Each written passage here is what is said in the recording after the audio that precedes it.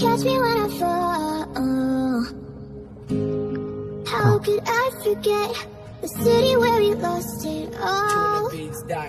Knowing we'll recover, 'cause we're only human, yeah, we're only human now. And we found each other, hidden under the ruins, so nothing could ruin us.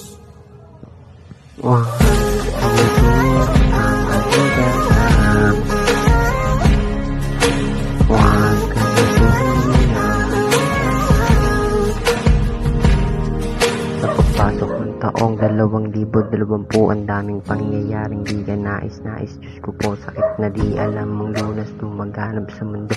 Matatalo ba natin ng kalabang parang multo? Mga taong may hirap ay mas talo pang naghirap, na busog sa kagutuman, kakahintay dun sa sak. Masisisi mo ba ang mga taong sumusuway? Katwiray hindi COVID sa kagutuman mamamatay. Dating kaling masaya, mga batang naglalaro, mga paglengkit, mga mall na nagsisikan, mga tao ngunit masaya't maingay na paligid ay nagbago. Sa ating mga tahanan tayo mistulang bilanggo. Dating magulong mundo ay pagulo ng pagulo. Kaligtasan ng bawat isa'y walang nakakasigurado. Kahit sino pwedeng mahawang di namamalayan, kaya tayo ay mag-ingat, pagdasal ang kaligtasan. You're my safety net, you catch me when I fall.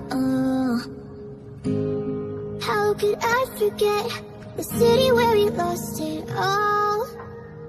Knowing we'll recover, 'cause we're only human, yeah, we're only human now.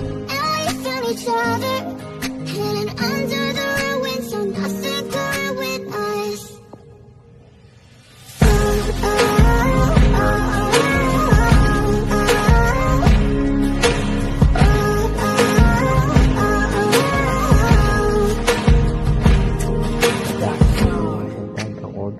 Sa Pinas, kasabay din ng pagdami ng mga linaligtas na di alam ang lunas kailan ba magwawakas. Mga sa Panginoon natapos din lahat, saludo sa mga paglanis na tuloy sa pagservisyo, walang sawang tumutulong sa paglutas nitong kalbaryo. Masaming pasasalamat sa inyong pagsasakripisyo, handang gawin lahat para sa kapwa Pilipino. Makakamtan din natin ang inaasam ng tanging pagsunod na lamang tayo, at iwasan natin sumuway sa simpleng alitunin ng pamahalaan. Huwag nang lumabas ng bahay kung hindi naman kailangan magsuot lagi ng face mask para sa iyong kaligtasan. Huwag mo laging hugasan, yan ang huwag mo kalimutan. Physical distancing sa pampublikong lugar, mato tayong sumunod para sa ating kapakanan. You're my safety net, you catch me when I fall. How could I forget the city where we lost it all? Knowing we'll recover, 'cause we're only human, yeah, we're only human now. And we found each other, hidden under the ruins, so nothing could ruin us. Something in me tells me this would pass. These are the hard days, we'll pray these away, so we'll get in a better place.